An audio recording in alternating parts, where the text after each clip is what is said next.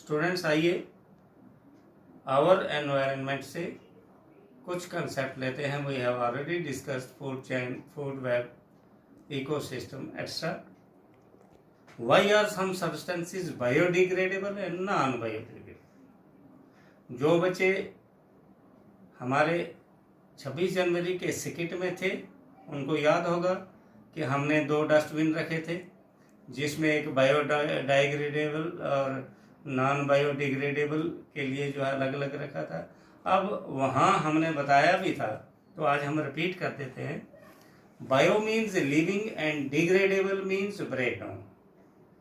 The substances which are broken down with the help of micro organism और known as biodegradable substances.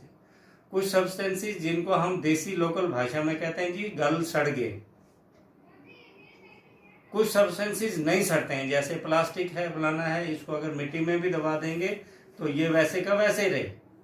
कुछ substances हैं जैसे लकड़ी है, कागज है, कपड़ा है, ये कुछ अरसे के बाद मिट्टी बन जाते हैं। तो ऐसे सब्सटेंसेस को हम बायोडिग्रेडेबल सब्सटेंसेस कहते हैं। इनके ऊपर माइक्रो ऑर्गेनिज्म जिनको हम डिकम्पोजर्स कहते हैं वो इनको गला सड़ा देते हैं। जैसे हमारे किचन से जो वेजिटेबल वेस्ट निकलते हैं, पेपर निकलते हैं, ये सब के सब मटेरियल जो है बायोडिग्रेडेबल है। इसका अपोजिट है नॉन बायोडिग्रेडेबल सब्सटेंस। प्लास्टिक की बॉटल्स हैं, प्लास्टिक के कप्स हैं, कुछ पॉलीथीन के लिफाफे हैं, ये चीज़ें जो हैं ये नॉन बायोडिग्रेडेबल हैं। ये इन पर माइक्रो ऑर्गेनिज्म एक्ट करके इनको डिकम्पोज नहीं कर पाते हैं और इनके बीच में अगर कोई गंदगी पड़ी होगी तो वो वैसी की वैसी ही रहती है। तो इसलिए ऐसे सब्सटेंसेस को हम नॉन बायोडिग्रेडेबल सब्सटेंसेस कहते हैं, जैसे शीशा है, जैसे पॉलीथीन है, प्लास्टिक वगैरह वगैरह। अब इन बायोडिग्रेडेबल या नॉन बायोडिग्रेडेबल सब्सटेंसेस हैं, ये हमारे एनवायरनमेंट पे किस तरह से असर डालते हैं, इफेक्ट क्या होता है बायोडिग्रेडेबल का और नॉन बायोडिग्रेडेबल का। तो बायोडिग्रेडेबल सब्सटेंसेस सबसे पहले जो है जिस जगह पड़े होंगे ये सड़ेंगे, सड़ने से वहाँ से बदबू निकलेगी, फाउल स्मेल्स निकलेगी। वो फाउल स्मेल किससे आती है?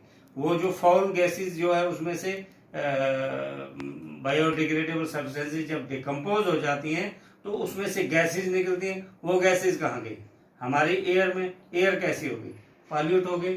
तो बायोडिग्रेडेबल सब्सटेंसेस जिस जगह पर सड़ते हैं उससे जो गैसेस निकलती हैं, हमारा ना सिर्फ मिट्टी गंदी होती है बल्कि हमारा एयर भी पॉल्यूट होती है। और दूसरा, जहाँ पर भी आपने देखा होगा जगह जगह पर हमारे इलाके में, टाउन में, जगह जगह पे गंदगी के डंप जहाँ पर होता है वहाँ पर मक्खी, मच्छर, कीड़े, ये जो है ना एक सेंटर बन जाता है इन इंसेक्ट्स के लिए जो बीमारियाँ फैलाते हैं।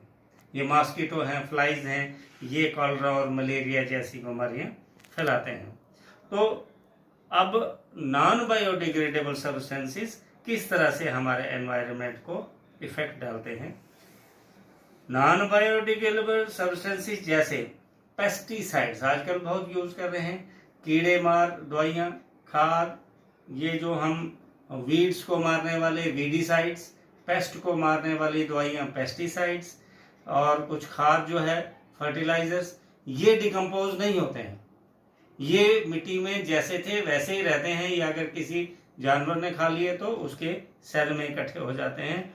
तो ये इनसे हमारा पानी गंदा होता है।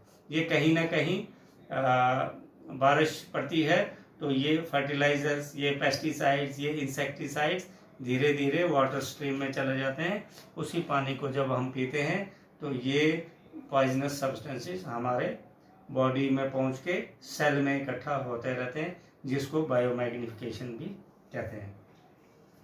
दूसरा, ये नॉन बायोडिग्रेडेबल सब्सटेंसेस हम कहीं फेंकते हैं, नालियाँ बंद हो जाती हैं, बारिश होती है, वो नालियाँ जब बंद होती हैं तो पानी ओवरफ्लो करता है, चलने में दिक्कत हो जाती है, घरों में पानी जो है चला जाता है, गंदगी हर तरफ होती है, इधर से वो सड़ते भी नहीं है।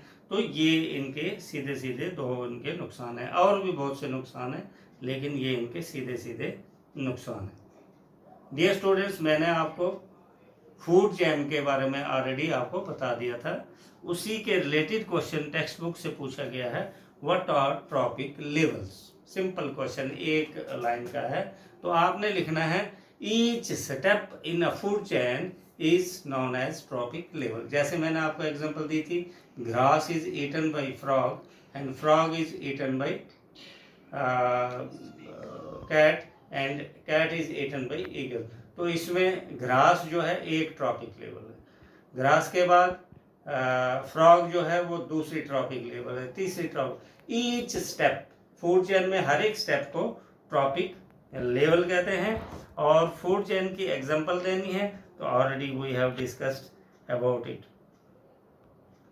फिर है इकोसिस्टम में डिकम्पोजर्स का क्या रोल है। अभी हमने बात की, अगर डिकम्पोजर्स नहीं होंगे तो कोई भी डेड एनिमल, कोई भी डेड प्लांट, यहाँ तक कि पेड़ से गिरा हुआ पत्ता भी जैसे पड़ा था वैसे ही पड़ा हुआ रहेगा। वो बिल्कुल इनऑर्गेनिक सब्सटेंस, ऑर्गेनिक पहले और फिर इनऑर्गेनिक सब्सटेंस में कन्वर्ट नहीं होगा। मटेरियल सब का सब जो है उसी में डंप रहेगा और रिसाइकलिंग ऑफ मटेरियल नहीं हो पाएगी। आप देखते हैं कि पौधा जो है अर्थ से न्यूट्रिएंट्स लेता है, फिर पौधे में आ जाते हैं। पौधा जो है सड़ गया या टूट गया, उसके बाद वो जब डिकम्पोज होता है तो माइक्रो ऑर्गेनिज्म उसको ब्रेक डाउन करके उसके इनऑर्गेनिक सब्सटेंसेस को दोबारा मिट्टी में मिला देते हैं। तो ये रिसाइकलिंग ऑफ मटेरियल होते रहता है। लेकिन अगर माइक्रो ऑर्गेनिज्म नहीं होंगे तो रिसाइकलिंग ऑफ मटेरियल नहीं हो पाएगा, मटेरियल डंप हो जाएंगे। एक और मजेदार क्वेश्चन है, what is ozone. Ozone is just like an oxygen but the molecular formula of ozone is O3 instead of O2. O2 is oxygen and O3 is ozone। और ये ओजोन एक gas होती है हमारे 15 से 30 किलोमीटर अर्थ, अगर ये जमीन का गोला है तो इसके 15 से 18 किलोमीटर चारों तरफ से अर्थ के एक इनविजिबल गैस होती है जिसको ओजोन गैस कहते हैं। और ये ओजोन गैस बहुत इंपॉर्टेंट होती है।